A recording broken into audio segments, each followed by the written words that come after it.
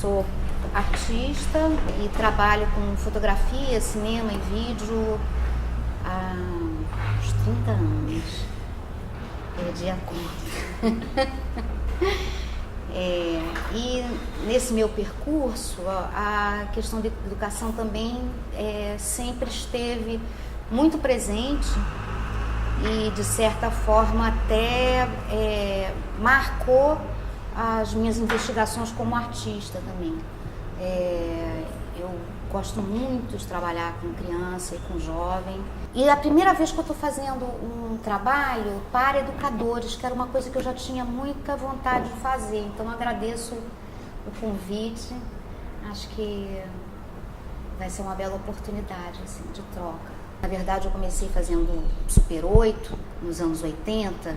Meu trabalho sempre teve uma questão, assim, uma preocupação muito experimental com os meios, todos com que eu lidava. E sempre percebi, quer dizer, o cerne sempre de todos os trabalhos era a percepção que eu tinha da arte, cinema, fotografia, como possibilidade de conhecimento, né? De me aproximar das questões que me tomavam como sujeito no mundo. E nesse sentido, a questão do feminino também sempre muito presente, né? Me reconhecendo como mulher nesse mundo, né? Como agente no mundo que tem um corpo físico, que tem um lugar, né? E também sempre me interessou muito a possibilidade da arte como um lugar que possibilite encontros, assim, se criar situações de encontro, porque a possibilidade de troca nos processos, de me aproximar, né, de grupos, de pessoas, enfim, com quem eu tinha vontade de me relacionar, né? Então, a questão da alteridade, que é essa de lidar com outros, também sempre foi muito presente nos meus trabalhos, né? Eu acho importante a gente pensar que o que eu vou poder trazer para vocês aqui faz parte do que eu vivi como artista, né? E como educadora também, né? E eu acho que o que eu acho mais importante, quer dizer, eu vou propor a vocês algumas práticas, porque eu acho que elas podem possibilitar uma aproximação com o meio fotográfico, propriamente dito, a gente perceber melhor o que é isso, lidar com fotografia, lidar com imagem.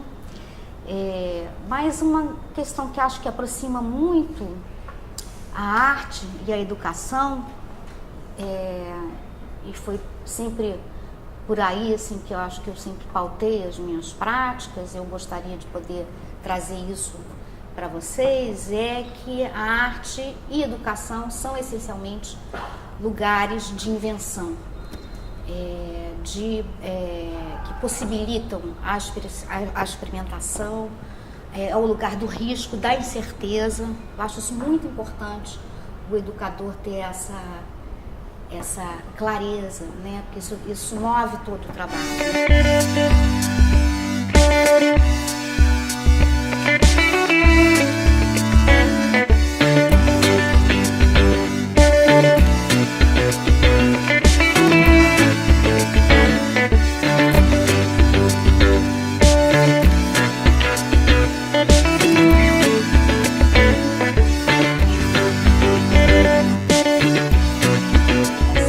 Sensação de que como o universo fotográfico hoje, né, abarca tantos diferentes modos fotográficos, né, tantas experiências diferentes com a fotografia e a partir da fotografia, né? Então eu vejo aqui na minha frente objetos que são, né, que fazem parte do meu dia a dia, ou que eu já vi, ou que eu reconheço, mas ao mesmo tempo isso consegue trazer essa descoberta, esse inusitado da fotografia. Então a arte já propõe essa descoberta, mas quando a gente está falando de fotografia, isso ganha uma outra dimensão, porque você está falando de uma arte que é de uma representação quase que direta. Está ali o objeto dado, mas como isso vai se transformar em essa experiência da descoberta da diferença. Como, né, então, como esse lugar da diferença na fotografia vai ser produzido. Porque a gente começa a não prestar atenção nas linhas, então quando eu olho a fotografia ali do meio, então eu percebo que tem ali um jogo de linhas, como no vinco da calça, então né, tem ali então eu começo a construir uma sequência de percepção da linha, então eu começo a ver a linha da geladeira com as linhas da camisa, com a linha do vinco da calça. Agora aqui, no caso desse trabalho, assim, como você falou, eu reconheço também o aspecto formal, né, é muito forte, né, da construção de linhas, cores, sim, né, e o recorte, que ele que não tem nada de prosaico, né, e aí, né, ao mesmo tempo, com isso ele consegue fazer com que a gente, né, olhe, né, para aspectos que a gente, né, o olhar, então ele desnaturaliza o olhar. O trabalho do curador é esse, né, atribuir sentidos que ele está recortando, não são os sentidos absolutos de um trabalho, né? Então, o trabalho, quanto mais rico, mais leituras você pode fazer, né? Mas o curador é aquele que é capaz de conectar ideias e criar, a partir disso, uma proposição, né? Essa questão da perspectiva, né, daquele que está produzindo o trabalho, eu acho que é muito importante, que a gente deve também sempre se perguntar diante de uma obra qualquer, né? E aí eu me dei conta, assim, da presença do humano.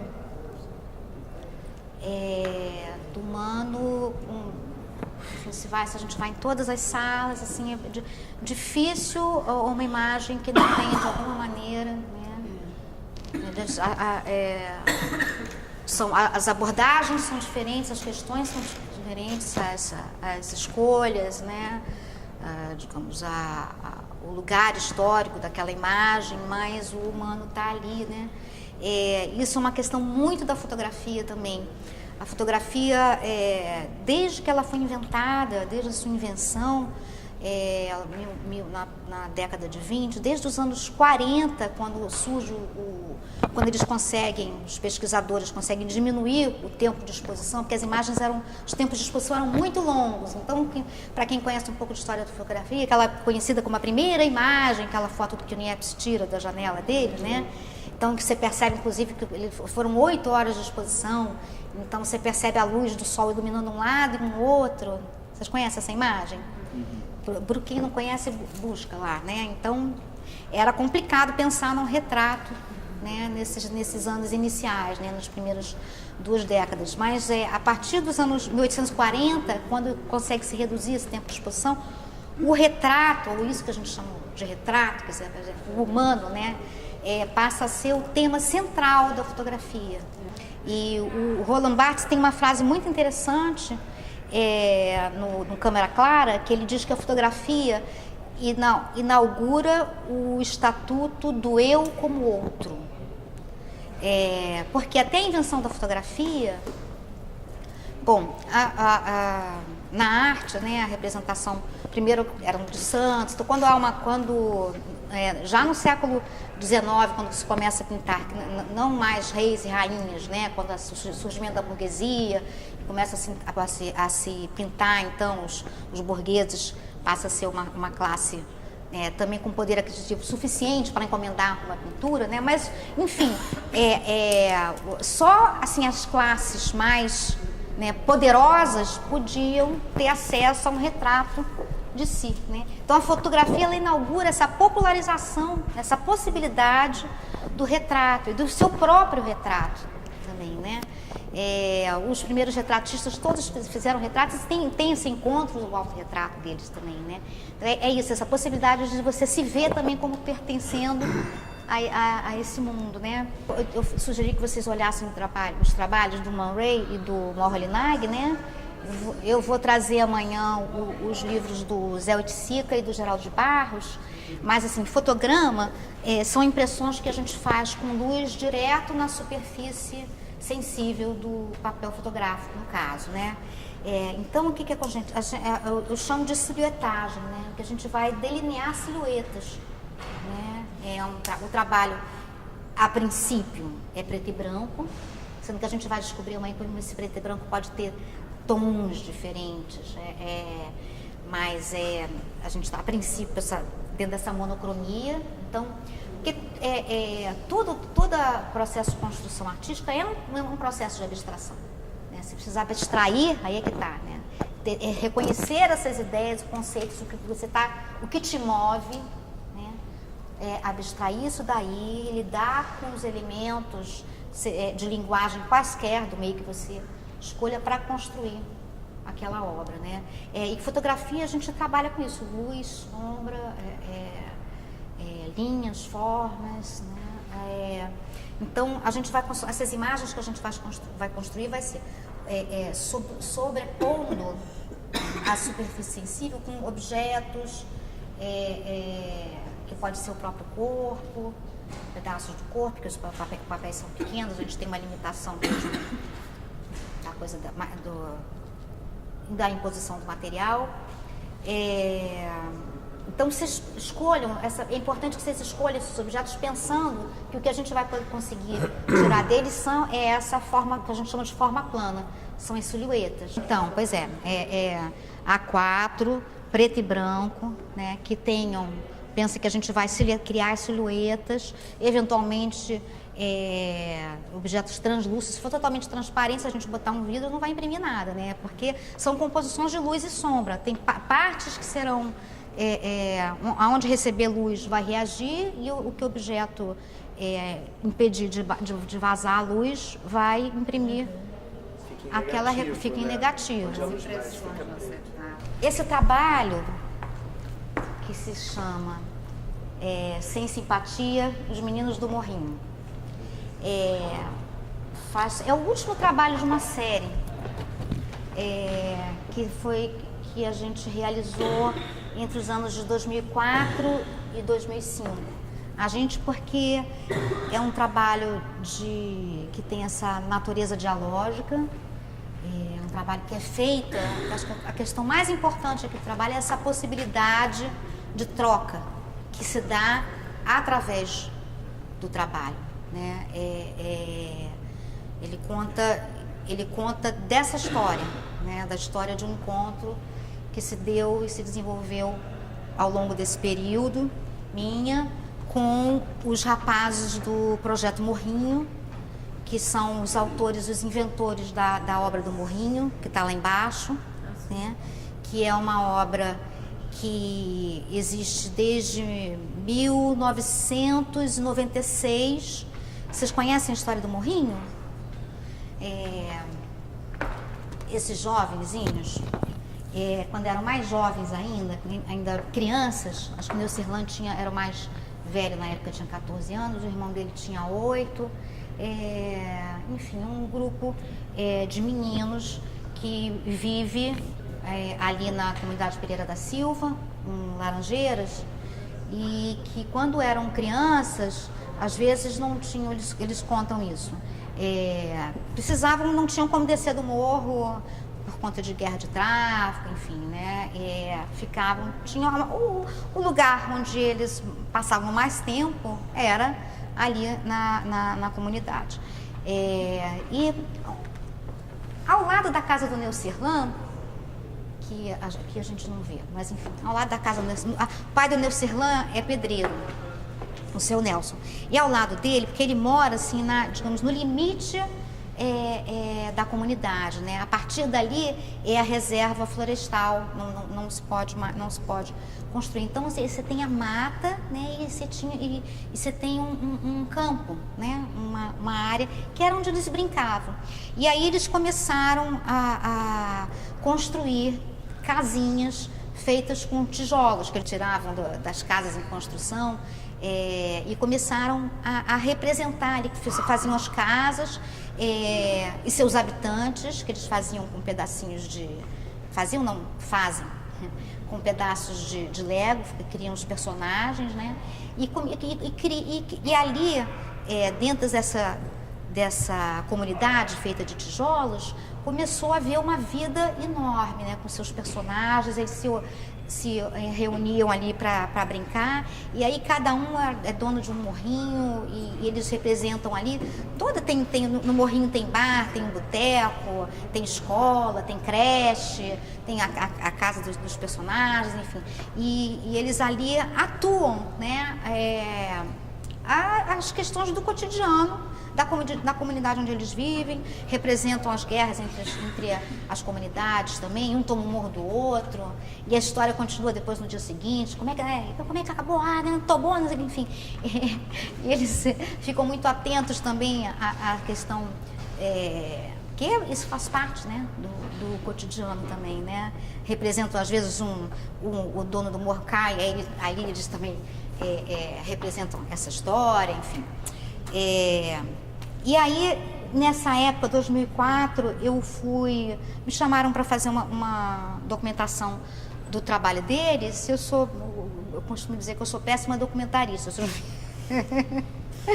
E aí, quando eu conheci o trabalho, eu fiquei encantada, fiquei apaixonada pela obra, e eu propus a eles fazer um trabalho junto comigo, porque na verdade eu queria fazer esse retrato, mas que eles também participassem do processo, fosse um trabalho construído por mim e por eles também, né? Então, durante esse ano de convivência mais intensa, a gente foi fazendo os retratos, e eu propunha a eles assim, eles sempre pensavam como eles queriam se fazer fotografar, em termos porque isso era construído junto mesmo. Você pensa que o seu retrato vai, né, o museu vai estar falando de você para as pessoas, então como a gente pensava junto a questão da luz, onde, você, normalmente cada um sempre em frente do seu próprio morrinho,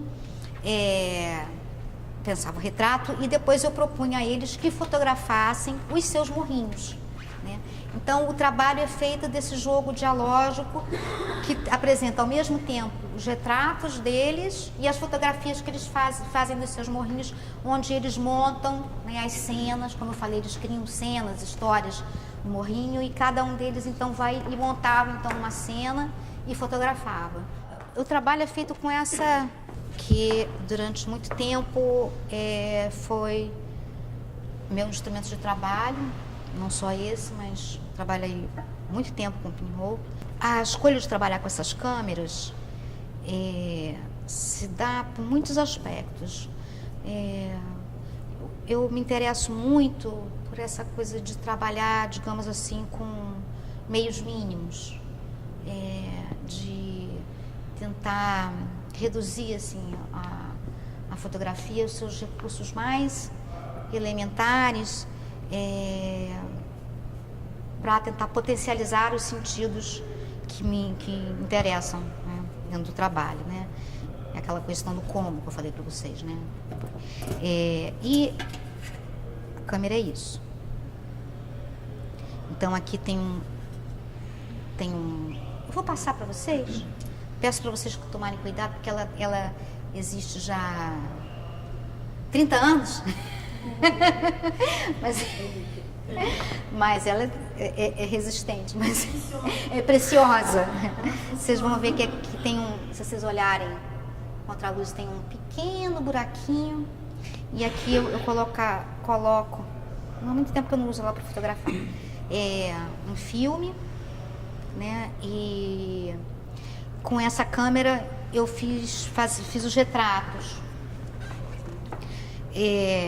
E essas câmeras aqui, ela tem um formato diferente. Essa câmera, o buraquinho dela tá aqui. Essa aqui também me acompanhou em muitos projetos. Também, se vocês olharem também contra a luz, vocês vão ver o buraquinho dela aqui. Diferente dessa câmera, não vai dar tempo de eu me estender mais sobre isso, onde a luz se projeta aqui numa superfície plana, a luz aqui se projeta numa superfície em curva, e ela tem esse formato, assim, aqui eu trabalhava com filme em rolo, para quem lida com fotografia, né? Então elas a gente consegue ela tem essa visão né? Aliás, essa é uma característica da pinhole. Mesmo essa daqui, ela tem sempre como uma grande angular, né? Tem um ângulo muito grande de visão e essa daqui tem essas imagens em como panorâmicas, né? E nesse jogo dialógico, o que interessa para mim é exatamente, né, além dos retratos dele, que esses retratos fossem construídos por eles mesmos, né, e que tivesse a visão deles também sobre a própria obra. Mas, mesmo quando eu não trabalho com pinhole, tem uma coisa que para mim é muito forte, que é a câmera. Eu não vivo a câmera como uma extensão do meu olho, que é digamos que é o modo mais comumente utilizado, né, pelos fotógrafos como uma câmera. A câmera, uma câmera como essa, ela não fica colada ao olho do fotógrafo, né? Ela vai para o centro do espaço, né? E toda a imagem, tudo que vai ser a imagem que vai surgir, ser registrada aqui, ela precisa ser pensada, ela precisa ser construída, ser imaginada, né? E aquele que está sendo fotografado, ele também participa dessa construção. Ele não está de um lado e eu do outro. Não existe, né, esse lugar que é atrás da câmera, na frente da câmera. Quer dizer, eu não estava aqui fotografando, mas eu estava, quer dizer, junto com eles. Eu tenho outro, porque não era essa a questão. Mas, então, essa prática, né, essa praxis é que me interessava. Não é uma escolha que se deu pelas questões estéticas, mas por toda a prática que fica implicada no uso de uma câmera como essas, né? Onde não tem certo ou errado, né? Então eu trabalhava junto com eles no sentido, olha, a gente tem esse campo de visão, como é que a gente vai se colocar, como é que vocês vão se colocar, pensem como vocês querem se fazer, apresentar. Então eles participavam toda dessa construção, né? Então nesse sentido são agentes também, né? É lógico que trabalhando com isso há 30 anos, eu tenho, digamos, uma pré-visualização. Para quem trabalha com fotografia sabe que isso é um termo na fotografia. Para a fotografia, o tempo todo se trabalha com pré-visualização. Fotografia é um processo mental de produção de imagem, né? Diferente da pessoa que pinta, da pessoa que faz escultura, que é né? A coisa vai se construindo. Essa é que é a grande questão da fotografia. Que esse processo acontece mentalmente, né?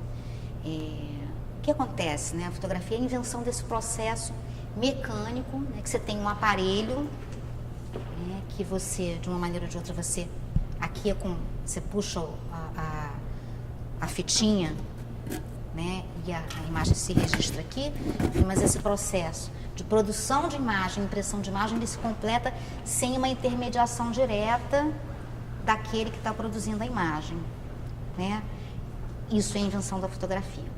A imagem resultante, ela é resultante de um processo que isso é super importante, Natália, que ele é vivenciado, né? E nesse sentido, essa prática fotográfica, ela se distingue muito da fotografia convencional, digamos assim, ou da fotografia, exatamente, onde não há exatamente esse tempo de reflexão sobre o que está se produzindo ali, né?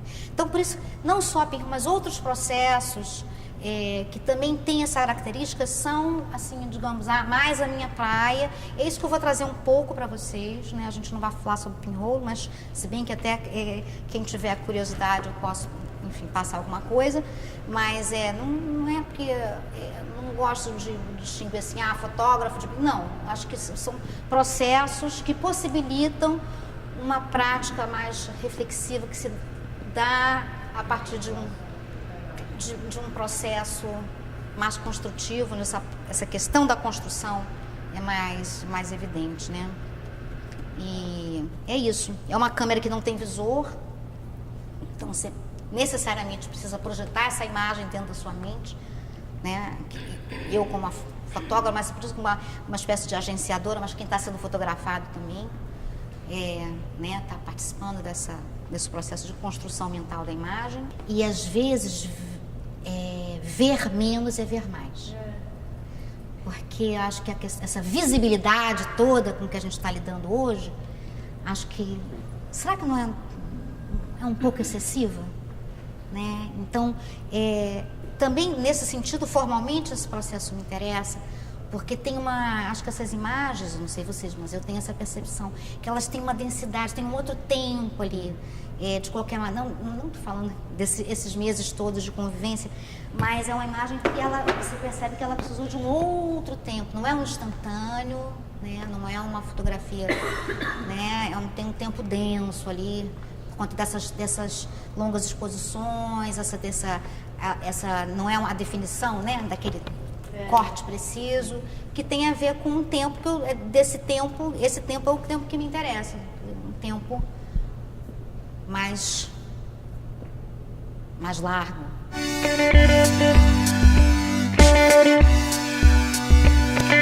Às vezes, para que a gente tenha uma compreensão mais aprofundada, é preciso que a gente encontre estratégias para criar esse deslocamento dessa possibilidade de crítica, né? Essa possibilidade de uma reflexão sobre um ser e estar, né? E sobre as coisas que às vezes só se revelam a partir de um olhar mais profundo, a partir de reconhecer as sombras, né? Não só olhar para aquilo que está às claras, mas também para os significados ocultos, né? Que estão aí, mas que precisam de uma investigação mais de perto, né? E é isso, Man Ray experimenta ali pela década de 20, 30, e o Morlinag são contemporâneos, o que diferencia, só que eu estou falando aqui sem imagens, mas o Man Ray, ele trabalha o fotograma, que ele chama de rayogramas, entendendo como uma possibilidade de um novo olhar sobre objetos do cotidiano. Vocês têm que ver a obra, né? E o Morlinag, digamos que ele, não é que ele vá além, mas ele toma uma outra linha. Ele é um dos fundadores da Bauhaus, é um cara muito, um artista húngaro, e que ele realmente, como eu falei, ele pensa, ele entende a fotografia e o fotograma como possibilidade de construção de imagem como pintura mesmo, né? Completamente desconectada da questão do referente. E aqui no Brasil, a gente tem esses dois grandes artistas, que um é o Zé Oiticica Filho, não sei se vocês já ouviram falar, que não por acaso é o pai do Hélio Oiticica. Ele se interessa pela fotografia, a princípio, como ferramenta para a pesquisa dele, né, que é um trabalho super técnico de macrofotografia, de fotografar insetos e mais um ser extremamente, digamos, curioso, né, e que dentro desse trabalho de cientista, investigador, ele também começa a se interessar pela fotografia, né, e atribuir essas imagens um conteúdo estético, formal também, né, de descobrir assim, né, uma nova percepção do que essas imagens poderiam provocar. Você conhece o trabalho dele? E dentro dessa pesquisa, ele começa a produzir os fotogramas. Então, fotogramas são essas impressões. Oi? Sim, ele colocava os vidros, os objetos diretamente sobre o papel fotográfico. A maneira de iluminar também altera né, uma área mais iluminada, outra área mais na sombra. Essas imagens, aí essas são positivas, Eu acho que não. Essa não é fotograma, sim. Sim, são os objetos. Quanto carros estão sendo, porque tem esse vidro, né? Exatamente, ele trabalha coloca outras texturas. Aí isso é uma fase, digamos, mais acadêmica dentro da fotografia dele, que ele é contemporâneo do Fotoclube, né? Mas ele é assim, muito primoroso em tudo que ele faz. E aqui já começa uma área mais inventiva. Então, ele interfere diretamente nos negativos, nas fotos. Então, essa liberdade, né, de interferir.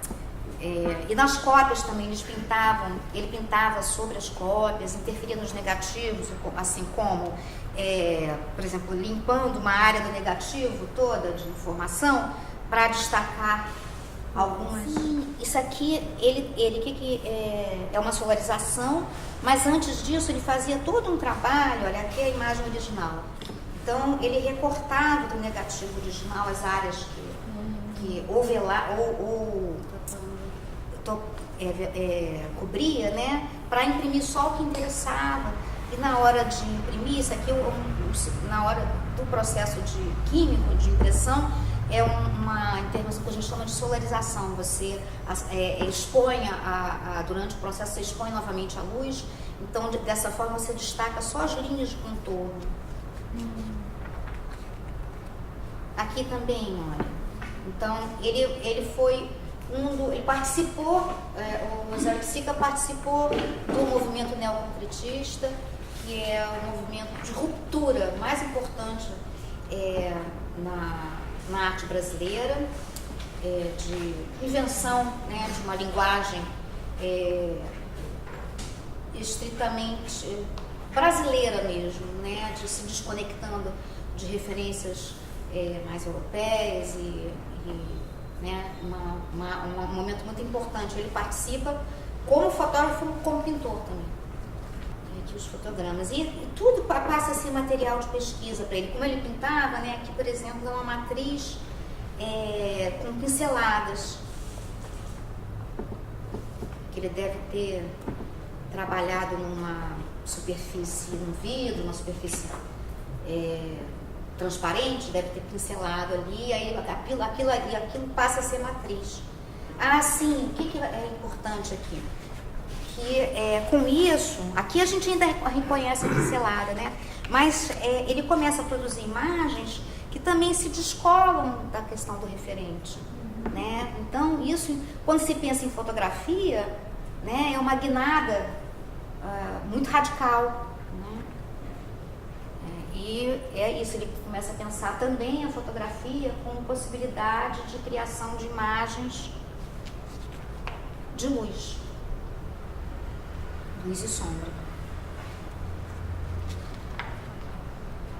Essas pinceladas que você diz, como é que porque quando você pensa em pincelada, pensa é uma pintura mesmo, ou é dentro do papel fotográfico? Não, aqui, essa aqui exatamente... Imagino eu que ele deve ter criado numa superfície de vidro transparente, deve ter feito as pinceladas. E aí o que acontece no material fotográfico? Quando ele recebe luz, aquele sal de prata, nitrato de prata, escurece, né? E o que não recebe luz não reage, né? Então, se você cria uma matriz como essa, na hora que você projeta a luz, então você consegue delinear a forma dessa pincelada. Digamos que o trabalho dele como fotógrafo, né, foi muito potente, porque ele, de certa maneira, ele inventou uma outra possibilidade, né? Aqui no Brasil era ele e Geraldo de Barros que estavam fazendo isso. Foi uma coisa completamente... É um artista que ainda precisa ser revisto, sabe? Ele não tem nenhum. Esse é o único livro. Isso ainda é fotograma? Tudo fotograma. Esses aqui também, nossa, né? Tudo fotograma. Sim, porque ele imprimia, deslocava a matriz, imprimia, projetava a luz. Mas tem essa impressão 3D. Você tem, né? É lindo isso, né?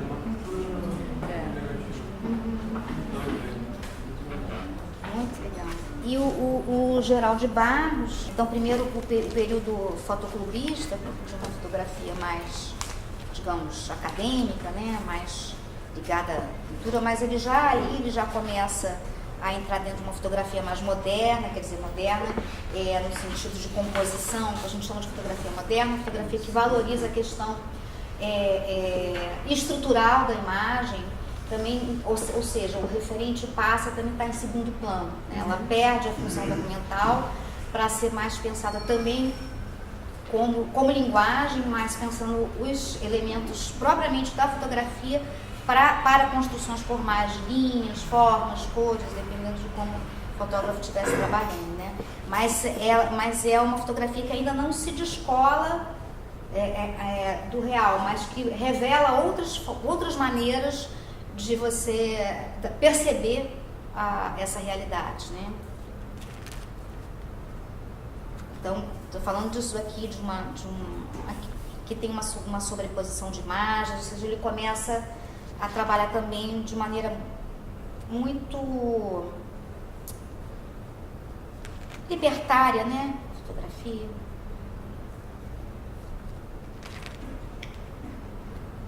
Por exemplo, isso aqui é bem modernista, né? Diagonal. E o fato de ser o mais importante dessa imagem é o aspecto, né, da construção de linhas e formas, né?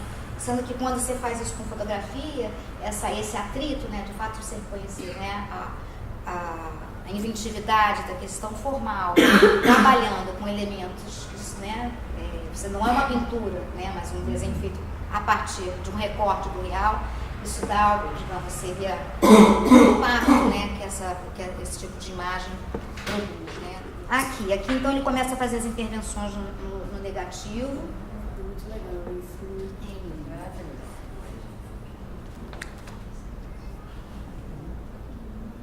Ele desenha com estilete nos negativos, rasga. Com estilete? Então, isso enquanto atitude, né, de um artista com a sua própria obra, é de uma liberdade, né?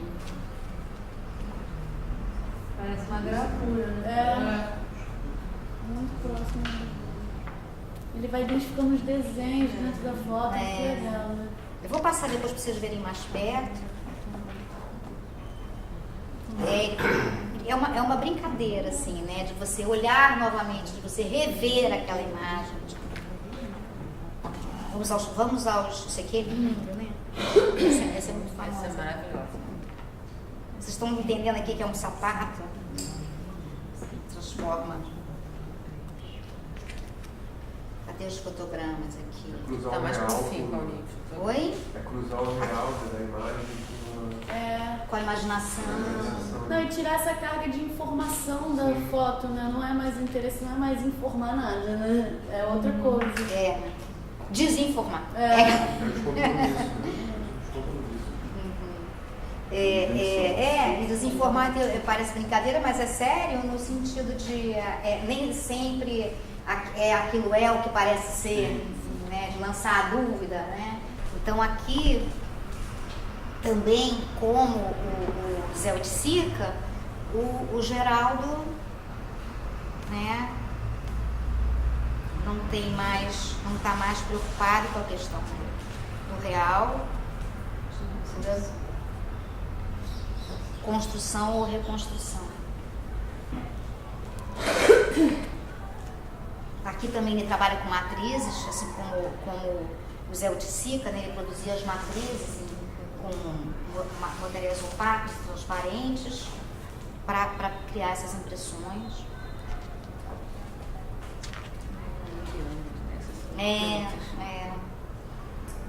Querido.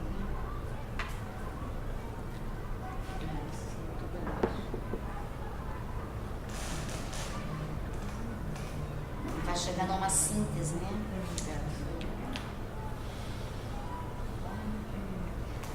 Agora, esse daqui, para mim, é especial do especial, gente. Eu fico arrepiada mesmo de pensar, né,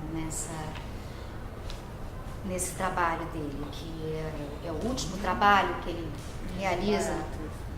E ele é um cara extremamente, assim, artista assim de um vigor, né, de uma capacidade, não só como artista, ele como sujeito mesmo, como indivíduo, né, extremamente politizado, e ele sofre uma série de AVCs que comprometem a mobilidade dele, né?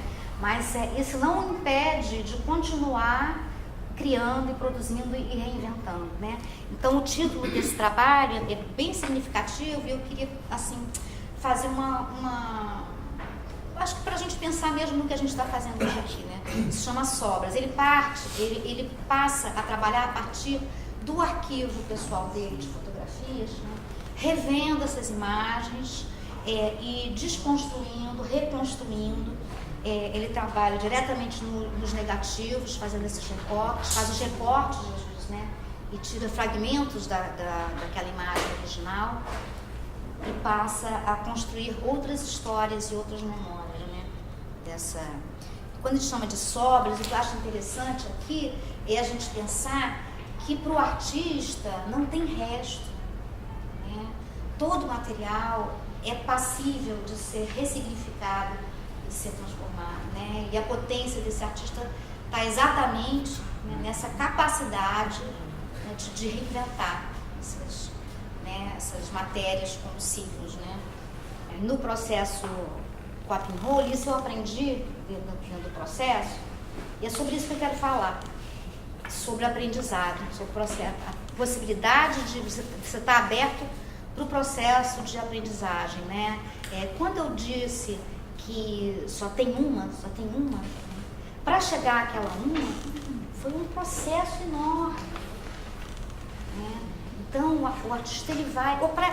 O artista, para fazer isso daqui, né, uma vida inteira. Para, né, chegar a ter essa liberdade com o próprio material, essa capacidade, né, de desconstruir para construir novamente. Né? Então, quando você precisa chegar àquele é lógico que a gente experimenta muito e erra. Né? E é nesse sentido que o artista não há restos. Não há perdas, porque é do resto que você, a partir desses restos que você reinventa e descobre. No erro é que você muitas vezes descobre. Não tem medo de errar, por exemplo, no caso. Não ter medo e apostar no erro. Ressignificar aquele erro. Exatamente. E essas são as fissuras, as fraturas. Né? E por isso que eu digo que esse espaço da arte e da educação são espaços privilegiados, que eu acho que a coisa mais importante que a gente está lidando, né, quando a gente está lidando com outros sujeitos também, né, nesses encontros, é a gente ter o professor, ele precisa muito se desfazer daquela, porque ele é o dono do conhecimento, né? Aí, a partir dele, acho que a gente tem que, é uma coisa para vocês refletirem, né? Que é exatamente, né, nesses encontros, né, com a arte, com a educação, que você mais acerta ao errar. E também porque, se a gente hoje, em termos de prática, né, hoje eu espero que a experiência da gente seja assim, dê um start em vocês de uma possibilidade de pesquisa, de experimentação. Com certeza a gente não vai sair daqui com uma obra, né, mas sim com uma abertura de um processo, né, e eles tomaram que vocês tenham um desejo e a oportunidade de se apropriarem disso como recurso aí, né, para vocês.